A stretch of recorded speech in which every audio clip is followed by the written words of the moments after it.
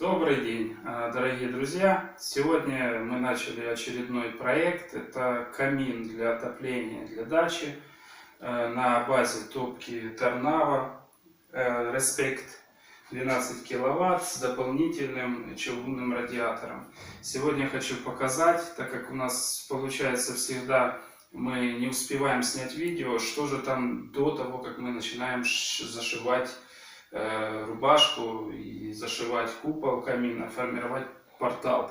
Сейчас это первая стадия, то есть мы установили стоечку, мы установили топку, мы изготовили и установили конвекционную рубашку, которая в дальнейшем будет утепляться, и в дальнейшем разводка теплого воздуха. Вот. Как это выглядит в рабочем состоянии, я сейчас покажу. То есть вот у нас рубашечка. Вот она. Мы ее снимаем.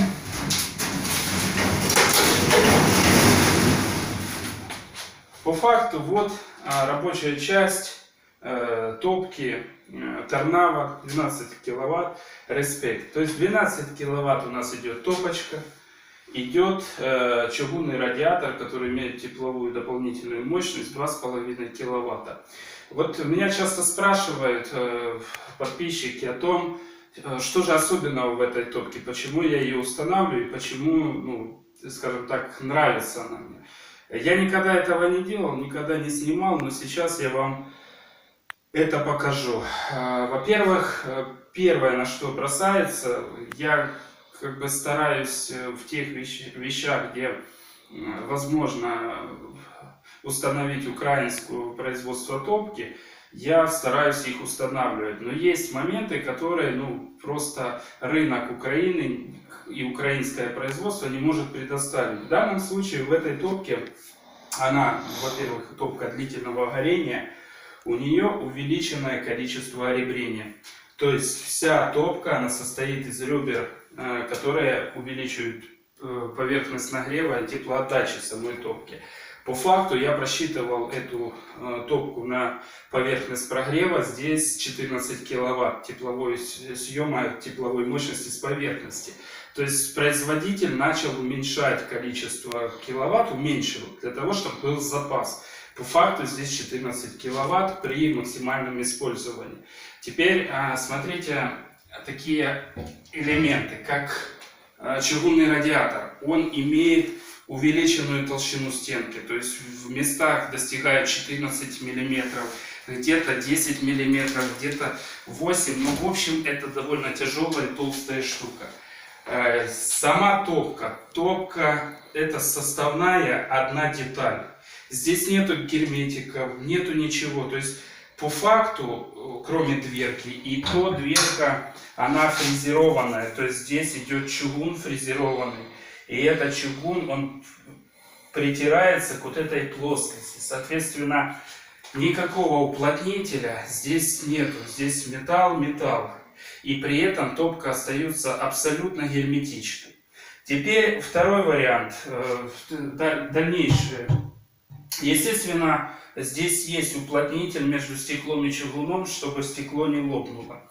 Теперь вся система топки рассчитана таким образом, что подача теплого воздуха, подача воздуха с улицы проходит через нижнюю, здесь мы можем наблюдать нижнюю часть, это подготовитель воздуха, то есть дно, которое здесь в топке находятся угли, оно нагревается и нагревает стойку, на которой стоит. И эта стойка прогревает воздух, который подается в топку. Регулировка топки воздуха притока происходит двумя каналами. Первый канал идет с этой стороны, второй канал идет с этой стороны. Соответственно, мы можем прикрывать левый, можем прикрывать правый, соответственно, канал. И в данном случае есть еще дополнительная регулировка притока воздуха на силиконовой основе, то есть силиконовым уплотнителем закрывает герметично канал притока воздуха. То есть что это дает? Это вот это вот отверстие, это есть, скажем так, механизм чистого стекла. То есть подача воздуха на эффект чистого стекла, она очищает. Но так как топка это отопительная, то при том, как мы закрываем, уменьшаем количество доступности воздуха, эта топка переходит в режим работы, в режим печи. Соответственно, стекло начинает коптиться, но при этом переходит в режим тления и долгого горения. Вот. И, соответственно, дальше берется моющее средство для каминов и вытирается аккуратно это стеклышко, но тем не менее на одной топке мы можем загрузить дрова в топку, и они будут гореть всю ночь, да, и утром на угли положить следующую загрузку. То есть там, грубо говоря, там 8-10 часов она может прогореть на минимальном режиме тления. Дальше. Фактически эта топка не может поломаться, здесь только стекло может разбиться. Как бы экстренных случаев чего-то, если на раскаленную не попадет влага, она, естественно, не будет ни деформации, ни лопнет, нигде ничего. То есть это топка с большим коэффициентом запаса. И что интересно, эту топку можно грузить дровами достаточно серьезно. Если все остальные топки от производителя рекомендуется загружать на 30%, то в режиме тления, в режиме длительного горения, эту топку можно фактически полностью загружать. Ну и, соответственно, еще один большой бонус, который я считаю для топки, при своих небольших размерах эта топка имеет расход 5 кг в час. Но опять же, все зависит от той температуры, которая вам необходима. Если 12 киловатт при максимальном использовании топки, да, 5 килограмм. Но если же вам необходимо, у вас дом прогрет и как бы надо подогреть помещение, то, естественно, расход топлива будет значительно меньше.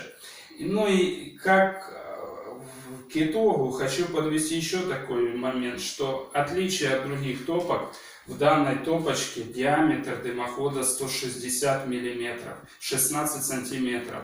Это максимально сокращает и экономит средства на дымоходе. То есть, если мы возьмем дымоход диаметром 200 и 160, они будут отличаться по стоимости процентов на 20-25. Поэтому как бы это тоже большой бонус в общей схеме этой работы. И не забываем, что эта топка именно отопительная, она может под нагрузкой работать все время без перерыва, без всяких там критических условий. И приобретая такую топку, ее необходимо рассчитывать на систему отопления. То есть просто установить в коробок такую топку будет просто кощунство.